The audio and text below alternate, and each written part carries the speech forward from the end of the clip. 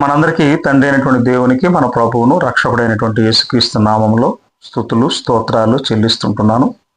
దేవుని యొక్క మహాకృపను బట్టి మరొకసారి మనము పరిశుద్ధ గ్రంథములో నుండి దేవుని కుమారుని యేసుక్రీస్తు సిలువ మీద పలికినటువంటి 3వ మాటను మరి ఈరోజు మనం పరిశుద్ధ గ్రంథంలో చదువుకుని అందులో ఉన్నటువంటి లేఖన భాగాలను మనం మరి అధ్యయనం చేస్తూ తెలుసుకుందాం. పరిశుద్ధ గ్రంథంలో యోహాను రాసినటువంటి సువార్త 19వ అధ్యాయము 26, 27 వచనాలు మొదటిగా మనం చదువుకుందాం. యోహాను సువార్త 19వ అధ్యాయము 26వ వచనం, 27వ వచనం. యేసు తన తల్లియు తాను ప్రేమించిన శిష్యుడును దగ్గర నిలుచుండట చూచి, అమ్మా, ఇదిగో నీ కుమారుడు అని తన తల్లితో చెప్పెను. తరువాత శిష్యుని చూచి, ఇదిగో నీ తల్లి అని చెప్పెను. ఆ గడియ నుండి ఆ శిష్యుడు ఆమెను తన ఇంట చేర్చుకొనెను. దేవుని కుమారుడైనటువంటి యేసుక్రీస్తు వారు దేవుని యొక్క ఆజ్ఞను నెరవేర్చటంలో, వాక్య పరిచర్యలో ఉన్నప్పుడు ఆయన మరి మాట్లాడినటువంటి మాటను ఒకసారి మనం ఆలోచన చేయాలి ప్రియులారా. మొట్టమొదటగా ఎందుకు ఈ మాటను సిలువ మీద 3వ మాటగా దేవుని కుమారుని యేసుక్రీస్తు పలికి ఉన్నాడు? అమ్మా, ఇదిగో నీ కుమారుడు. ఇప్పుడు మనం ఆలోచన చేస్తే దేవుని కుమారుడైనటువంటి యేసుక్రీస్తు వారు దేవుని యొక్క ఆజ్ఞను నెరవేర్చడంలో, వాక్య పరిచర్యలో ఉన్నప్పుడు మనం ఒకసారి ఆలోచన చేస్తే మత్తయి రాసిన సువార్త 12వ అధ్యాయము, మత్తయి రాసిన సువార్త 12వ అధ్యాయము 46 నుంచి మనము 50 వచనం వరకు మనం ఆలోచన చేస్తే ప్రియులారా, మత్తయి రాసిన సువార్త 12వ అధ్యాయము 46 వచనం నుండి 50 వచనం వరకు. ఆయన జనసమూహములతో ఇంకా మాటలాడుచుండగా, ఇదిగో ఆయన తల్లియు సహోదరుడు ఆయనతో మాటలాడగోరుచు వెలుపల నిలుచుండ్రి. అప్పుడొకడు, ఇదిగో నీ తల్లియు నీ సహోదరులను నీతో మాటలాడవలనని వెలుపల నిలిచి ఉన్నారని ఆయనతో చెప్పెను. అందుకు ఆయన తనతో ఈ సంగతి చెప్పిన వారిని చూచి, నా తల్లి ఎవరు, నా సహోదరులు ఎవరు అని చెప్పి తన శిష్యుల వైపు చెయ్యి చాపి, ఇదిగో నా తల్లియు నా సహోదరులను, పరలోకమందు నా తండ్రి చిత్తము చొప్పున చేయబడే నా సహోదరుడును నా సహోదరియు నా తల్లియు అని ఆయన మాట్లాడుతున్నట్లుగా మనం చూస్తుంటున్నాం. ఎందుకంటే దేవుని కుమారుడైనటువంటి యేసుక్రీస్తు వారు దేవుని యొక్క ఆజ్ఞను నెరవేర్చడంలో, ఆయన ఈ యొక్క వాక్య పరిచర్యలో ఉన్నటువంటి ఆ సమయంలో ఎవరు నా తల్లి, ఎవరు నా చెల్లి, ఎవరు నా సహోదరులు, పరలోకమందు నా తండ్రి చిత్తము నెరవేర్చు వారే అంటున్నాడు. అంటే ఇక్కడ ఏం చెప్తున్నాడు అని అంటే, పరిశుద్ధ గ్రంథంలో మనము ఇక్కడ చదువుకున్నటువంటి లేఖన భాగంలో చూస్తే 48 అందుకు ఆయన తనతో ఈ సంగతి చెప్పిన వారిని చూచి, ఎవరు నా తల్లి, నా సహోదరులు ఎవరు అని చెప్పి తన శిష్యుల వైపు చేయి చాపి, ఇదిగో నా తల్లియు నా సహోదరులను, పరలోకమందును నా తండ్రి చిత్తము చెప్పున చేయువాడే నా సహోదరుడు నా సహోదరియు నా తల్లి అని. ఇప్పుడు లోక సంబంధంగా నా తల్లి నాకు ముఖ్యం, నా తండ్రి నాకు ముఖ్యం, నా అన్నదమ్ములు నాకు ముఖ్యం, ఇలా మనం ఈ యొక్క రక్త సంబంధము భవబాంధవ్యాలను మనము అనేకులకు మనం చెప్తూ ఉంటున్నటువంటి తరుణంలో దేవుని కుమారుని యేసుక్రీస్తు ఏమంటాడంటే, ఎవరు నా తల్లి, నా తల్లి ఎవరు, రెండవది నా సహోదరులు ఎవరు అని చెప్పి అక్కడ ఏమంటాడంటే, ఇదిగో నా తల్లి అంటే ఆ శిష్యుల వైపు, ఇదిగో నా తల్లియు నా సహోదరులు పరలోకమందున్న నా తండ్రి చిత్తము చెప్పును చేయవాడే నా సహోదరుడు నా సహోదరి నా తల్లి అంటున్నాడు. అంటే దేవుని యొక్క సంకల్పం, దేవుని యొక్క ఆజ్ఞను, దేవుని యొక్క పనిని నెరవేర్చడంలో ఎవరైతే ముందుకు వెళుతున్నారో వారిని చూపి, ఇదిగో నా యొక్క తల్లి, నా సహోదరులు, తర్వాత నా యొక్క సహోదరియు అని ఆయన మాట్లాడుతున్నట్లుగా మనం చూస్తున్నాం. అంటే ఎవరు నా తల్లి, ఎవరు నా చెల్లి, ఎవరు నా సహోదరులు, పరలోకమందున నా తండ్రి చిత్తము నెరవేర్చు వీరే నాకు బంధువులు, వీరే నాకు రక్త సంబంధికులు. అంటే తల్లి కుమారుల బంధాన్ని, శిష్యుల అనుబంధాన్ని దేవుని కుమారుడు యేసుక్రీస్తు గుర్తు చేస్తూ ఉన్నాడు అని అంటే, ఆయన కూడా మనమలి రక్తమాంసాలు ధరించుకుని ఈ లోకములోని భవబంధాలను కలిగి సంపూర్ణమైనటువంటి మానవుడిగా తన బాధ్యతను నెరవేరుస్తున్నట్లుగా మనము ఈ లేఖనములో మనం చాలా స్పష్టంగా చూస్తుంటున్నాం. అంటే తల్లి, సహోదరి అని మాట్లాడుతూ నా తండ్రి చిత్తము నెరవేర్చు వీరే అంటున్నాడు. దేవుని పనిని సంపూర్ణంగా నెరవేర్చేవారే నాకు సహోదరులు, నా సహోదరి, నా తల్లి అని మాట్లాడుతూ ఉన్నాడు పిల్లారా. మరి ఎలా ఉంటుంది?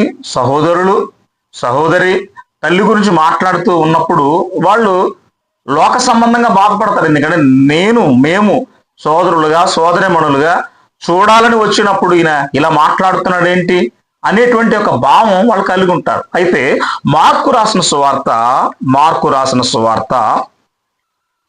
3వ అధ్యాయము, మార్కు రాసిన సువార్త 3వ అధ్యాయము 31 నుంచి 35 వరకు ఉన్నటువంటి లేఖన భాగాలను కనుక మనం చూడగలిగినట్లయితే, మార్కు రాసిన సువార్త 3వ అధ్యాయము 31 వచనం నుండి 35 వచనం వరకు వ్రాయబడిన లేఖన భాగాలు.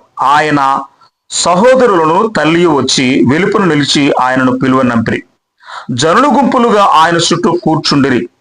వారు, ఇదిగో నీ తల్లియు నీ సహోదరులను వెలుపల ఉండి నీ కోసం ఎదుగుచున్నారని ఆయనతో చెప్పగా, ఆయన నా తల్లి, నా సహోదరులు ఎవరని తన చుట్టూ కూర్చున్న వారిని కలాయి చూసి, ఇదిగో నా తల్లియు నా సహోదరులు, దేవుని చిత్తము చొప్పున జరిగించువాడే నా సహోదరుడు, నా సహోదరి, తల్లియు అని చెబుతూ ఉంటున్నాడు. దేవుని యొక్క పని, దేవుని యొక్క సంకల్పం, దేవుని యొక్క చిత్తం, దేవుని యొక్క ఆజ్ఞను సంపూర్ణంగా ఎవరైతే నెరవేరుస్తారో వారే నా సహోదరుడు, నా సహోదరి, నా తల్లి అని మాట్లాడుతూ ఉన్నట్లుగా ఇక్కడ కూడా మనం చూస్తూ ఉంటున్నాం. అంటే లోక సంబంధంగా నా నా నా నా వైపు బంధువులు, నీ వైపు బంధువులు, నా వారు, నీ వారు, నా బలగం, నీ బలగం, ఇలా మనం మాట్లాడుకుంటూ ఉంటాం. ఈ విధంగా మనం మాట్లాడుకుంటూ ఉంటాం. కానీ దేవుని కుమారుని యేసుక్రీస్తు తండ్రి అయిన దేవుని ఆజ్ఞను నెరవేర్చడంలో ఈ వాక్య పరిచర్య చేస్తూ ఉన్నప్పుడు, ఈ వాక్య పరిచర్యలో ఉన్నప్పుడు ఆయన మాట్లాడుతున్నటువంటి మాట, ఆయన తన సహోదరులను తల్లి వచ్చి వెలుపల నిలిచి ఆయనను పిలువనంపిరి. ఆయన వెలుపల నుండి ఆయనను పిలువనంపారనమాట. ఆయన కోసం వచ్చి జనుల గుంపులుగా ఆయన చుట్టూ కూర్చుండిరి.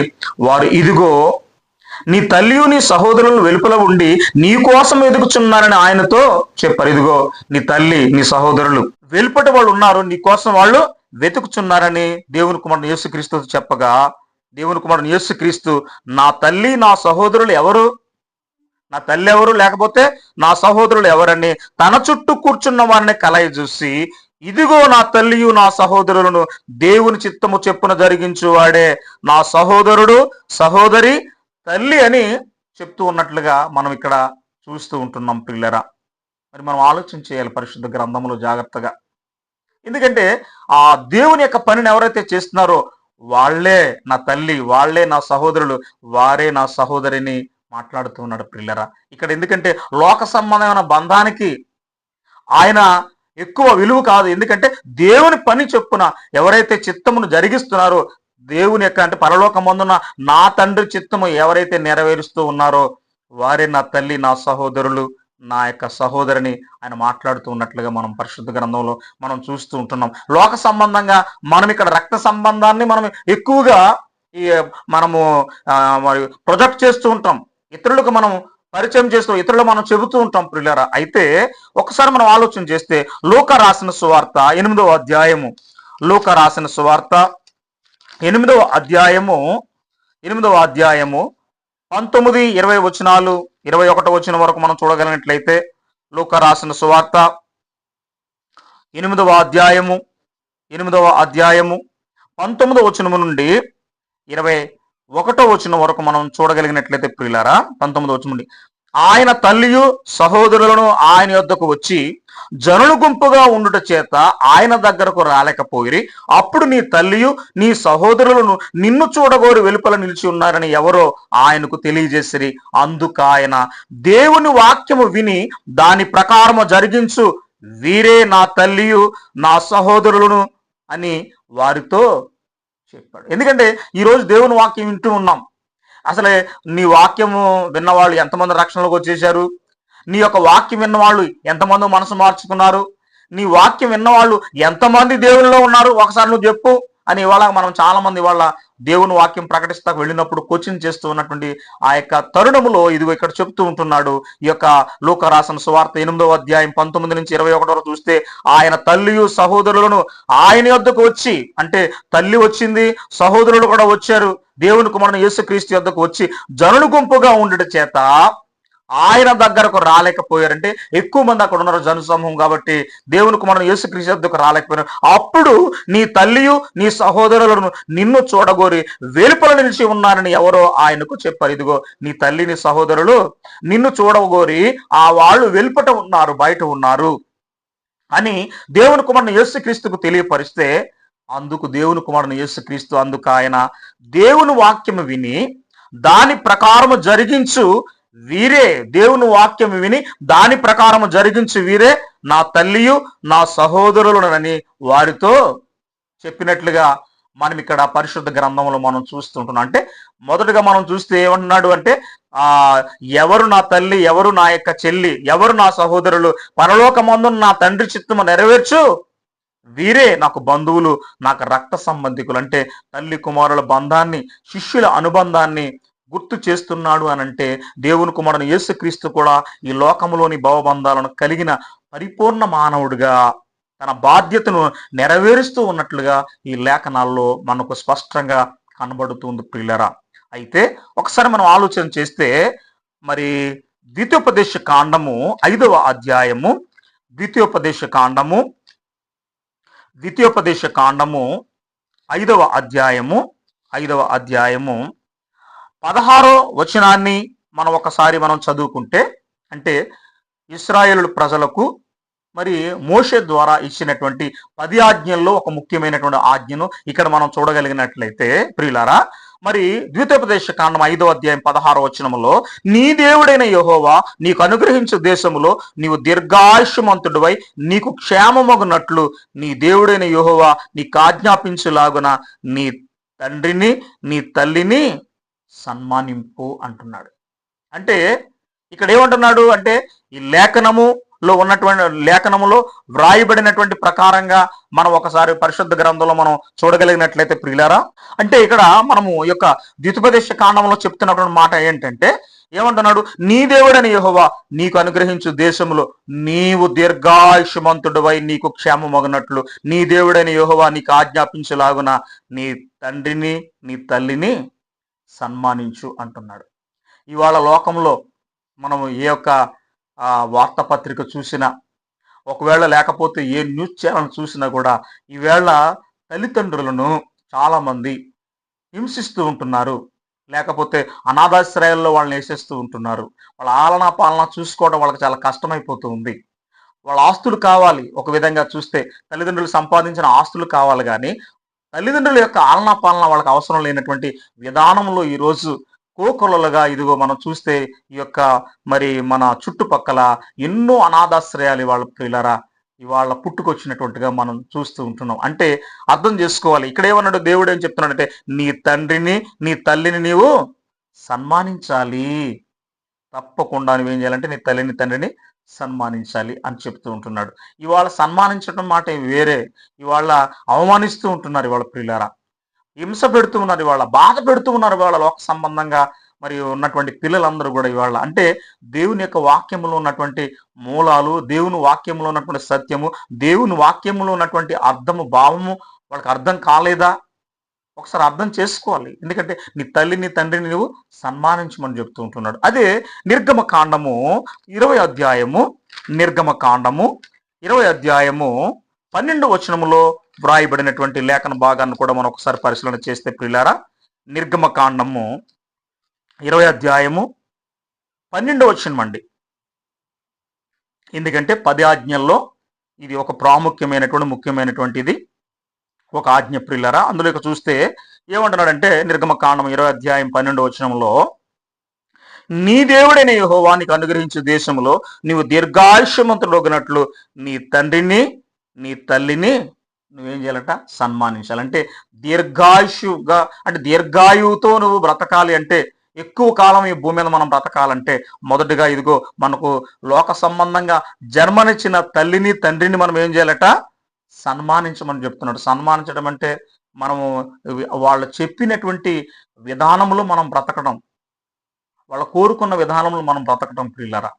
తల్లిదండ్రులు ఎప్పుడు మన క్షేమాన్ని కోరుకుంటారు, తల్లిదండ్రులు ఎప్పుడు మన అభివృద్ధిని కోరుకుంటారు, ఎప్పుడు మన నాశనాన్ని ఏ తల్లిదండ్రులు కూడా కోరుకోరు. లోక సంబంధంగా వాళ్ళకు ఉన్నా లేకపోయినా ప్రియులారా, బిడ్డల క్షేమాన్ని వారు కోరుకుంటారు, బిడ్డల అభివృద్ధిని కోరుకుంటారు, బిడ్డల ఎదుగుదలనే వారు కోరుకుంటారు. అందుకని ఇక్కడ చెప్తున్నాడు, ఈ 10 ఆజ్ఞలు ఒక ముఖ్యమైన ఆజ్ఞ ఏంటంటే నీ తండ్రిని నీ తల్లిని నీవు సన్మానించాలి అని పరిశుద్ధ గ్రంథంలో మరి మనకు చాలా స్పష్టంగా ఇక్కడ చెప్తూ ఉన్నటువంటి విధానం మనం చూస్తుంటాం. అందుకని ఎవరు నా తల్లి, ఎవరు నా సహోదరులు, ఎవరు నా యొక్క సోదరి, దేవుని వాక్యము విని దాని ప్రకారం నడుచువారు పరలోకమందున నా తండ్రి మరి చిత్తము నెరవేర్చు వీరే నాకు బంధువులు, వీరే నాకు రక్త సంబంధికులని ఆయన మాట్లాడుతూ ఉన్నాడు. పిల్లలు చూద్దాం. అందుకని ఇశ్రాయేలుడైనటువంటి ప్రతి ఒక్కడు కూడా ఈ 10 ఆజ్ఞలలో ఒక్క ఆజ్ఞ కూడా తప్పకూడదు పిల్లరా. ఎందుకంటే 10 ఆజ్ఞలు అంటే ధర్మశాస్త్రంలో తప్పకుండా, ఎందుకంటే ఇశ్రాయేలు అయినటువంటి వాళ్ళు తప్పకుండా 10 ఆజ్ఞలను తప్పనిసరిగా తప్పకుండా 10 ఆజ్ఞలను వారు నెరవేర్చాలి. ఒక్కటి కూడా ఆ 10 ఆజ్ఞల్లో ఒక్క ఆజ్ఞ కూడా తప్పిపోకూడదు. ఒకవేళ 9 ఆజ్ఞలను పరిపూర్ణంగా నెరవేర్చి ఒక్కటి తప్పినా, అంటే ఒక్క ఆజ్ఞను వారు పాటించకపోయినా ఆ వ్యక్తి అపరాధి అవుతాడు. నేను చెప్పే మాట కాదండి, పరిశుద్ధ గ్రంథం చాలా స్పష్టంగా మనకు వివరణ ఇస్తూ ఉన్నది.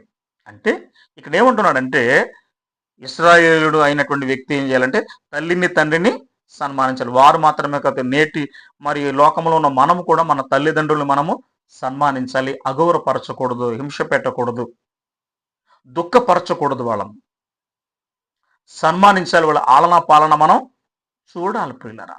ఎందుకంటే నా వయసు ఏమంటారు, నేను వయసు అయిపోయిన తర్వాత, బలహీనుని అయిపోయిన తర్వాత, ముసలి ప్రాయం వచ్చిన తర్వాత నా కొడుకు నన్ను చూస్తాడు, నా కుమార్తె నన్ను చూస్తుంది అనేటువంటి ఒక ఆలోచన వాళ్ళకు ఉన్నది. ఆ భరోసా నువ్వు ఇవ్వాలి. అంటే ఒకవేళ, ఎందుకంటే మనం చనిపోయేంత వరకు కూడా తల్లి యొక్క బాధ్యత, తండ్రి యొక్క బాధ్యత, వాళ్ళ సంరక్షణ తప్పకుండా మనము తీసుకోవాలి ప్రియులారా. అందుకని ఇశ్రాయేలు ప్రజలకు, ఎందుకంటే దేవుడు చెప్పాడు 10 ఆజ్ఞల్లో ఒక్క ఆజ్ఞ తల్లిని తండ్రిని సన్మానించాలి. అలాగా మరి ఇశ్రాయేలు ప్రజలకు దేవుడిచ్చినటువంటి, మోషే ద్వారా ఇచ్చినటువంటి 10 ఆజ్ఞల్లో 9 ఆజ్ఞలు పరిపూర్ణంగా నెరవేర్చి ఒక్క ఆజ్ఞ నెరవేర్చకపోయినా అతడు అపరాధి అవుతాడు. అయితే పరిశుద్ధ గ్రంథంలో ప్రియులారా, యాకోబు పత్రిక 2వ అధ్యాయము, యాకోబు పత్రిక 2వ అధ్యాయము 10వ వచనాన్ని మనం చూడగలిగినట్లయితే, యాకోబు పత్రిక 2వ అధ్యాయము 10వ వచనాన్ని ఒకసారి మనం చదువుదాం ప్రియులారా. యాకోబు పత్రిక 2వ అధ్యాయం 10వ వచనంలో, ఎవడైనను ధర్మశాస్త్రం అంతయు గైకొనియు ఒక ఆజ్ఞ విషయంలో తప్పిపోయిన ఎడల ఆజ్ఞలన్నిటి విషయంలో అపరాధి యగును. ఒక్క ఆజ్ఞ నెరవేర్చకపోయినా 9 ఆజ్ఞలు కూడా మళ్ళీ 0 అనమాట. 9 ఆజ్ఞలు పరిపూర్ణంగా నెరవేర్చాడు, ఒక్క ఆజ్ఞను నెరవేర్చలేకపోయినాడు, మొత్తం టోటల్ 0. అదే చెప్తున్నాడు ఇక్కడ. ఎందుకంటే ఒక్క ఆజ్ఞ విషయంలో తప్పిపోయిన ఎడల, అంటే ధర్మశాస్త్రం అంతయు గైకొని ఒక్క ఆజ్ఞ విషయంలో తప్పిపోయిన ఎడల ఆజ్ఞలటి విషయములో అపరాధి అవుతాడని పరిశుద్ధ గ్రంథం ఇక్కడ చెబుతుంది. చిన్నదే కదా మిస్టేక్, పెద్దదే కదా మిస్టేక్, ఏం కాదులే అని మనం సరిపెట్టుకుంటున్నాం పిల్లలు. కానీ ఇక్కడ చెప్పాడు, ఎందుకంటే ధర్మశాస్త్రంలో 10 ఆజ్ఞలు 100% నెరవేర్చాలి.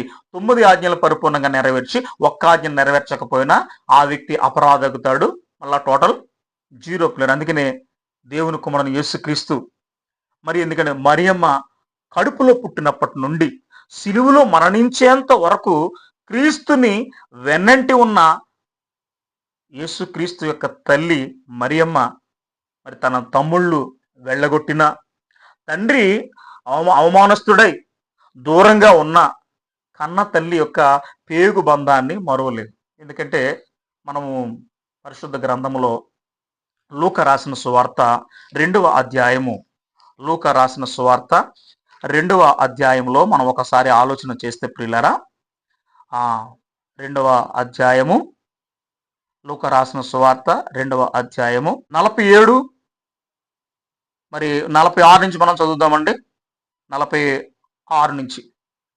3 దినముల తరువాత ఆయన దేవాలయంలో బోధకుల మధ్య కూర్చుండి వారి మాటలు ఆలకించుచు వారిని ప్రశ్నలు అడుగుచూ ఉండగా చూచిరి. ఆయన మాటలు వినని వారందరూ ఆయన ప్రజ్ఞకు ప్రత్యుత్తరములకు విస్మయముందిరి. ఆయన తల్లిదండ్రులు ఆయనకు చూసి మిక్కిలి ఆశ్చర్యపడిరి. ఆయన తల్లి, కుమారుడా, మమ్మను ఎందుకు ఇలాగూ చేసితివి? ఇదిగో నీ తండ్రియు నేనును దుఃఖపడుచు నిన్ను వెతుకుచుంటిమని ఆయనతో చెప్పగా, ఆయన మీరేలా నన్ను వెతుకుచుంటిరి? నేను నా తండ్రి పనుల మీద ఉండవలనని మీరెరుగరా అని వారితో చెప్పాను. అంటే తల్లి తండ్రి ఈయన తప్పిపోయాడు, ఈయన వెతుక్కుంటూ వెళ్ళారు. వెళ్ళేసరికి దేవాలయంలో కూర్చుని ఆయన ప్రశ్నలు అడుగుతూ ఉన్నట్లుగా బోధకుల మధ్య కూర్చుండి, మరి ఎందుకంటే వారి మాటలు ఆలకిస్తూ వారిని ప్రశ్నలు అడుగుతూ ఉండగా వాళ్ళు చూశారు. తర్వాత ఆయన మాటలు విన్న వారందరూ కూడా ఆయన ప్రజ్ఞకు ఆ ప్రత్యుత్తరములకు చాలా విస్మయం ఉందరు. ఆయన తల్లిదండ్రులు ఆయనను చూసి మిక్కిలి ఆశ్చర్యపడ్డారు. ఆశ్చర్యపడి ఆయన తల్లి, కుమారుడా, మమ్మల్ని ఎందుకు ఇలా చేశావు నువ్వు? ఇదిగో నీ తండ్రియు నేనును దుఃఖపడుచు నిన్ను వెతుకుచుంటుమని ఆయన చెప్పగా, ఆయన మీరెలా నన్ను వెతుకుచుంటరి?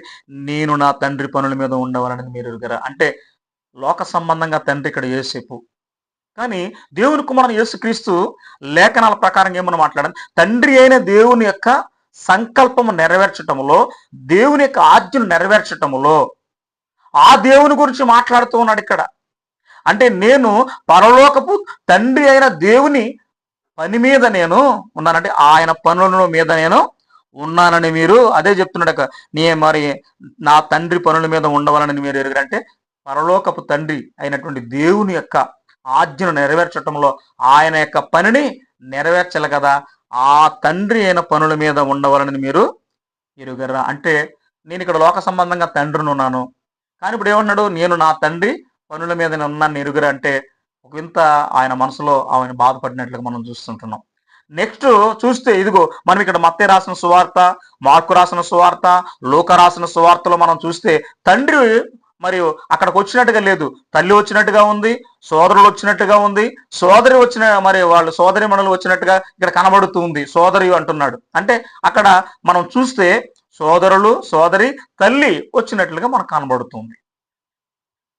మరి ఇక్కడ చూస్తే ఇదిగో మరి ఇక్కడ వాక్యంలో చెప్తున్నాడు, తల్లిని తండ్రిని సన్మానించాలి. భూమి మీద దీర్ఘాయుష్మంతులుగా మనం ఉండాలంటే అది ద్వితోపదేశ కాండంలో చెప్పాడు, రెండవది నిర్గమ కాండంలో కూడా చెప్పాడు. ఆ తరువాత చెప్తున్నాడు 10 ఆజ్ఞలు ఇది మరి తప్పనిసరిగా నెరవేర్చాలి. ఒకవేళ 9 ఆజ్ఞలు పరిపూర్ణంగా నెరవేర్చి ఒక్క ఆజ్ఞను నెరవేర్చకపోయినా 10 ఆజ్ఞలు నెరవేర్చినట్లే అతడు అపరాధి అవుతాడు. కాబట్టి దేవుని కుమారుడు యేసుక్రీస్తు మరియమ్మ కడుపులో పడినప్పటి నుండి సిలువలో మరణించేంత వరకు క్రీస్తుని వెన్నంటి ఉన్న తల్లి మరియమ్మ తన తమ్ముళ్ళు వెళ్ళగొట్టిన ఏమండి, ఎందుకంటే ఒక సందర్భంలో వాళ్ళు కూడా వెళ్ళగొట్టినట్లుగా మనం పరిశుద్ధ గ్రంథంలో చూడొచ్చు. తర్వాత తండ్రి అవమానస్తుడే అంటే ఇక్కడ మనము లూకా రాసిన సువార్త ఈ 2వ అధ్యాయము ఈ 47వ వచనం నుంచి మనం చదువుకున్నాం కదండి. 50 వచనం వరకు మనం చదువుకున్న మాటల్లో అక్కడ మరి ఆయన కూడా అవమానస్తుడై దూరంగా ఉన్న కన్న తల్లి పేగు బంధాన్ని తను మరవలేదు. కన్న తల్లి పేగు బంధాన్ని మరవలేదు. తల్లి రుణం మరియు దేవుని ఆజ్ఞ నెరవేర్చడానికై తన బాధ్యతను ఇక్కడ కనబరుస్తూ ఉన్నట్లుగా మనం చూస్తున్నాం.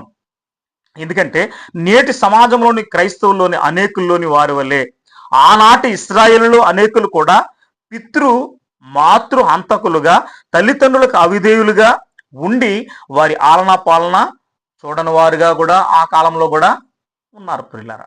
అంటే ఏంటి మనం ఆలోచన చేస్తే పరిశుద్ధ గ్రంథములు అంటే తల్లి యొక్క బాధ్యతను తను తీసుకోవాలి, తల్లి యొక్క బాధ్యతను తను సంపూర్ణంగా నెరవేర్చాలి.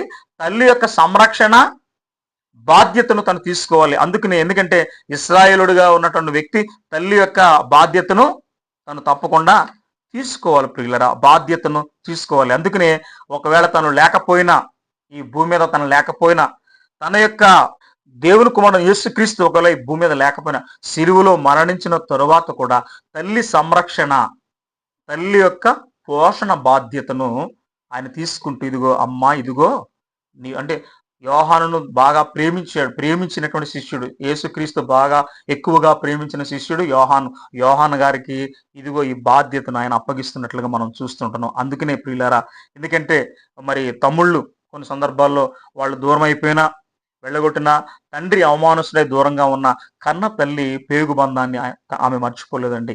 తల్లి రుణం మరియు దేవుని ఆజ్ఞ నెరవేర్చడానికి తల్లి యొక్క బాధ్యతను ఆయన తను తీసుకుంటున్నట్లుగా మనం చూస్తున్నాం.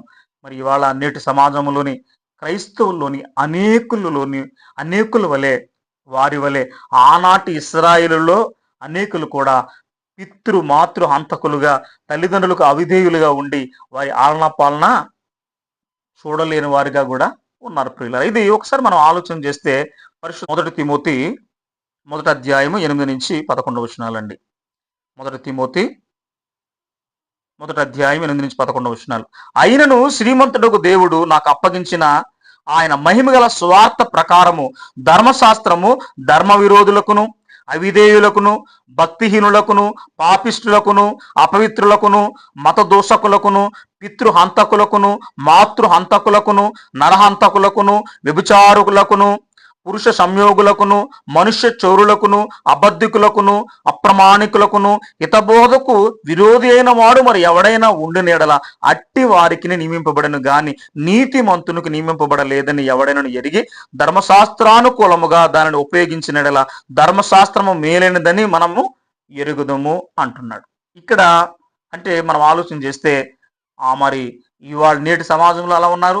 ఆనాటి సమాజంలో ఈ తిమోతి పత్రిక వ్రాసేటువంటి సమయానికి కూడా మనము ఆలోచన చేస్తే ఏమంటున్నారంటే, ఎలా ఉన్నారంటే వీళ్ళు మాతృహంతకులుగా, పితృహంతకులుగా, తల్లిదండ్రులకు అవిధేయులుగా ఉండి మరి ఆలనా పాలన వాళ్ళు చూడటం లేదు పిల్లరా.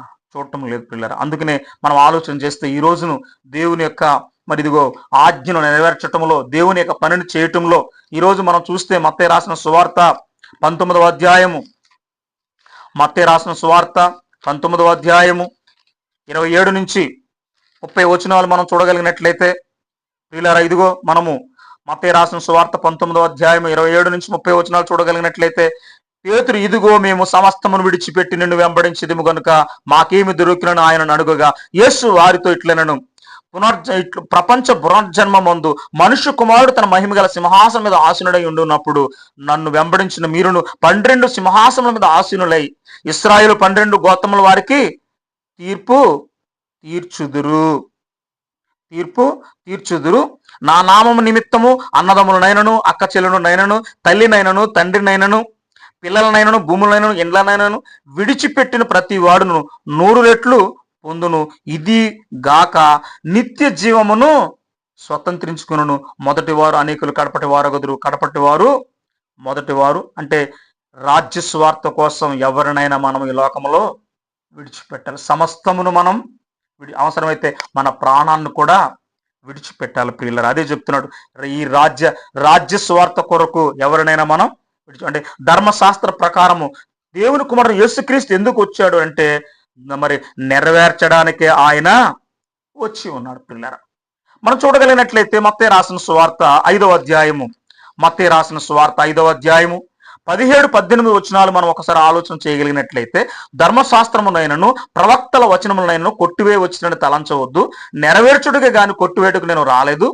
ఆకాశమును భూమియు గతించిపోయిననే గాని ధర్మశాస్త్రం అంతా నెరవేరు వరకు దాని నుండి ఒక పుల్లైనను ఒక సున్న అయినను తప్పిపోదున నిశ్చయముగా మీతో చెప్పుచున్నాను. అంటే ధర్మశాస్త్రమునకు ఆయన లోబడ్డాడు ప్రియులారా. ధర్మశాస్త్రమునకు ఆయన లోబడ్డాడు. అందుకనే దేవుని కుమారుడు యేసుక్రీస్తు దేవుని ఆజ్ఞ నెరవేర్చటంలో, వాక్య పరిచర్యలో ఆయన లేఖనములను ఆయన నెరవేర్చినట్లుగా మనం చూస్తున్నాం. లేఖనములను నెరవేర్చడానికే ఆయన ఈ భూమి మీదకి వచ్చాడు. ఇక్కడ అమ్మా ఇదిగో నీ కుమారుడు అని ఇక్కడ మనకు మాట్లాడుతూ ఉన్నటువంటి విధానాన్ని మనం చూస్తున్నాం. అయితే గలతీ పత్రిక 4వ అధ్యాయము, గలతీ పత్రిక 4వ అధ్యాయము 4, 5 వచనాలు మనం చూడగలిగినట్లయితే, 4 అధ్యాయం 4, 5 వచనాలండి.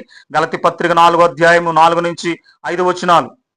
అయితే కాలము పరిపూర్ణమైనప్పుడు దేవుడు తన కుమారుని పంపెను. ఆయన స్త్రీ యందు పుట్టి మనము దత్తపుత్రులము కావాలని ధర్మశాస్త్రమునకు లోబడిన నిన్న వారిని విమోచించుటకై ధర్మశాస్త్రమునకు లోబడిన వాడయ్యను. అంటే ఆయన ధర్మశాస్త్రమునకు లోబడ్డాడు.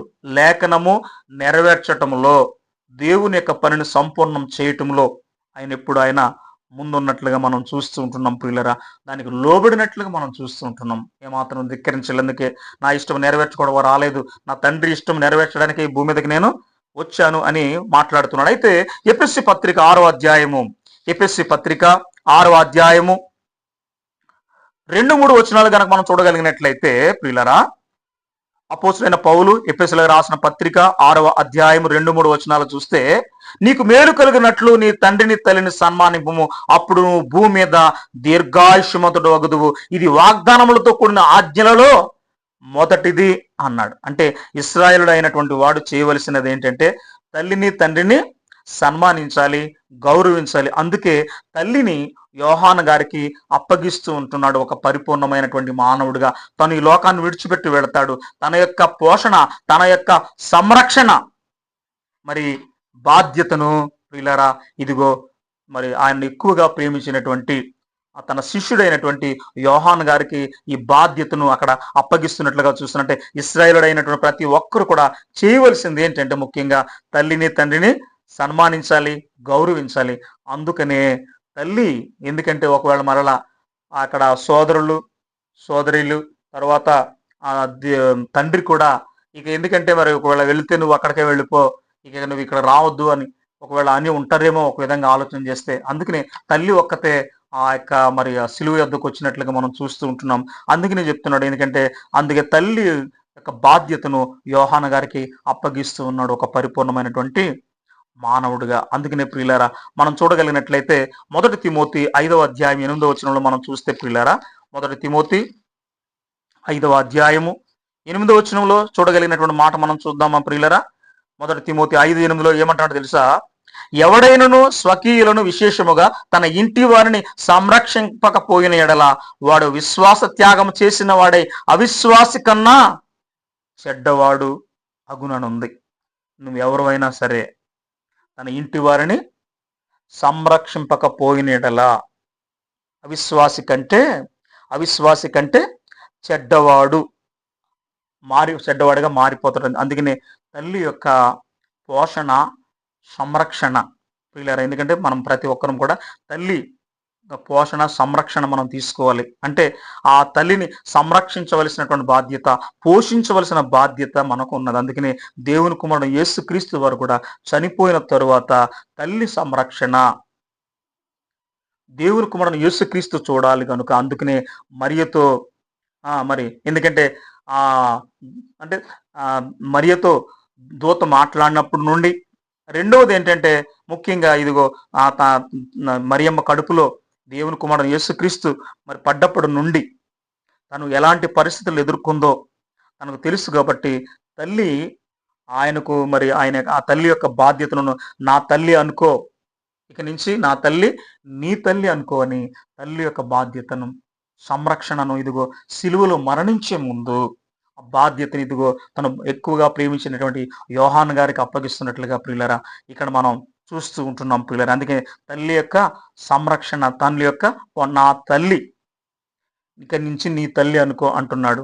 క్రీస్తు తన బాధ్యతను నెరవేర్చాడు. సిలువలో మరణించే ముందు తను దిక్కులేని ఆమెగా ఉండకూడదని సంరక్షణ, పోషణ బాధ్యతను తను ఎక్కువగా ప్రేమించిన ఆ యొక్క శిష్యుడైనటువంటి యోహాను గారికి ఇస్తూ ఇక్కడ మాట్లాడుతున్నటువంటి మాటను ఇందాక మనం చూసాం. ఆ యోహాను రాసిన సువార్త 19వ అధ్యాయము 26-27లో యేసు తన తల్లి తాను ప్రేమించిన శిష్యుడిని దగ్గర నిలిచినట్టు చూసి, అమ్మా ఇదిగో నీ కుమారుడు, ఇక నుంచి ఈయనే నీ కుమారుడు అని తన తల్లితో చెప్పెను. తరువాత శిష్యుని చూచి ఇదిగో నీ తల్లి అని చెప్పెను. ఆ గడియ నుండి ఆ శిష్యుడు ఆమెను తన ఇంట చేర్చుకొను. తన సంరక్షణ, ఆయన తన యొక్క పోషణ బాధ్యత యోహాను గారు తీసుకున్నట్లుగా ఇక్కడ మనం పరిశుద్ధ గ్రంథంలో మనం చూస్తూ ఉంటున్నాం ప్రియులరా, ఆలోచన చేయాలి. అందుకని మనము మరి పరిశుద్ధ గ్రంథంలో వ్రాయబడినటువంటి ఈ యొక్క లేఖనాలు మనం ఇలా చదివి మనం విడిచిపెట్టడం కాదు. ఇందులో ఉన్న అర్థాన్ని, భావాన్ని మనం తెలుసుకుని మనము కూడా దేవుని కుమారుని యేసుక్రీస్తు చనిపోయే ముందు తల్లి బాధ్యత, సంరక్షణను తీసుకుని మరి తను ఎక్కువగా ప్రేమించినటువంటి శిష్యుడైన యోహార్ గారి చేతిలో ఎలాగైతే పెట్టాడో, మనము కూడా ఈ లోకంలో ఉన్నంత వరకు తల్లి పోషణ, సంరక్షణ బాధ్యత మనం తీసుకోవాలి. ఒకవేళ మనం ఈ లోకాన్ని విడిచి వెళుతున్నట్లయితే మరొకరికి ఆ బాధ్యతను మనము అప్పగించేవారుగా ఉండాలి. తల్లిదండ్రులను దిక్కులేని వారుగా, అనాథలుగా విడిచిపెట్టకూడదు, అనాథాశ్రయాల్లో వెయ్యకూడదు అనేటువంటి ఒక ఉద్దేశంతో దేవుని కుమారుడు యేసుక్రీస్తు శిలువ మీద ఈ మాటను పలికాడు. సంవత్సరానికి ఒక్కసారి ఈ మాటను మనం పలకటం కాదు. ప్రతిరోజు ఇదిగో ఈ యొక్క తల్లి యొక్క మనకు జన్మనిచ్చిన తల్లి, తండ్రి యొక్క సంరక్షణ బాధ్యతను మనం తీసుకుని వారిని పోషించాలి, వారిని మనం సంరక్షించాలి. ఒకవేళ మనం ఈ లోకాన్ని నుంచి విడిచి వెళ్ళిపోతున్నట్లయితే మరి ఒకరికి ఆ బాధ్యతను మనము అప్పగించాలి. కాబట్టి తన యొక్క మరి ఎందుకంటే మనము ఇక్కడ అంటున్నాడు, ఒకసారి మనం చూస్తే చివరిగా ప్రియులరా, మొదటి తిమోతి పత్రిక మొదటి తిమోతి పత్రిక 4వ అధ్యాయం, మొదటి తిమోతి పత్రిక 4వ అధ్యాయము 11వ వచనం నుండి 16వ వచనం వరకు ప్రియులారా, ఈ సంగతులను నాకు ఆజ్ఞాపించి బోధించుము. నీ యమనును బట్టి ఎవడు నిన్ను తృణీకరింపనీయకుము గాని మాటలోను, ప్రవర్తనలోను, ప్రేమలోను, విశ్వాసములోను, పవిత్రతలోను విశ్వాసులకు మాదిరిగా ఉండుము. నేను వచ్చే వరకు చదువుట యందును, హెచ్చరించుట యందును, బోధించుట యందును జాగ్రత్తగా ఉండుము. పెద్దలు అక్షనిక్షేపణము చేయగా ప్రవచన మూలమున నీకు అనుగ్రహింపబడిన నీలో ఉన్న వరమును అలక్ష్యము చేయకము.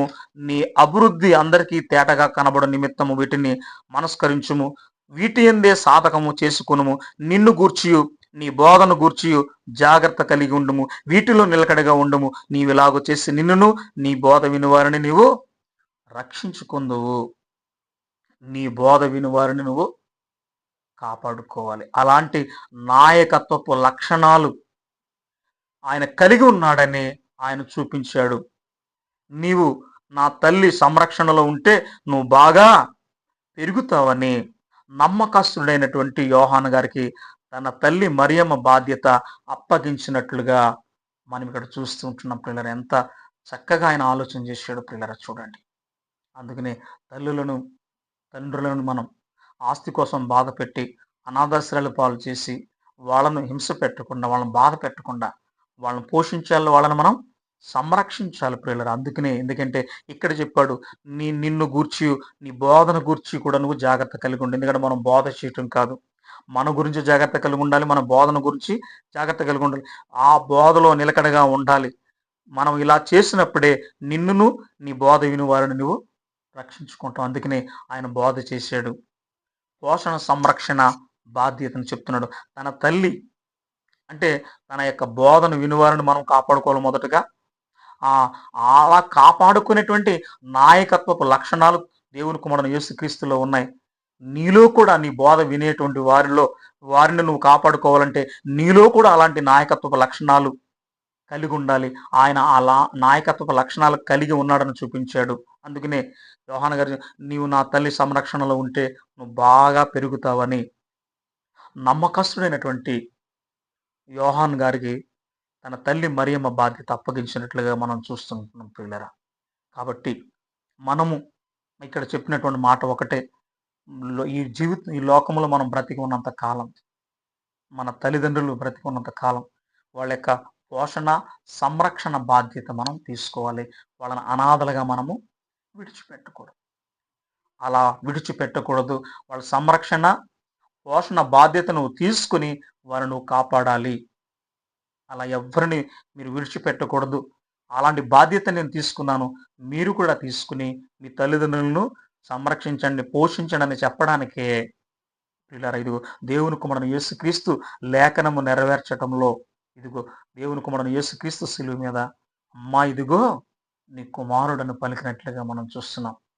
విన్నటువంటి మనం కేవలం విని మర్చిపోకుండా వాక్య ప్రకారం జీవించి అందు ద్వారా ఫలించేలాగా ప్రభు సహాయం చేయాలని కోరుకుంటూ, మనము మన తల్లిని మన తండ్రిని మనము పోషించాలి, సంరక్షించాలి. బ్రతికినంత కాలం వాళ్ళని మనం చాలా జాగ్రత్తగా పోషించి సంరక్షించాలి.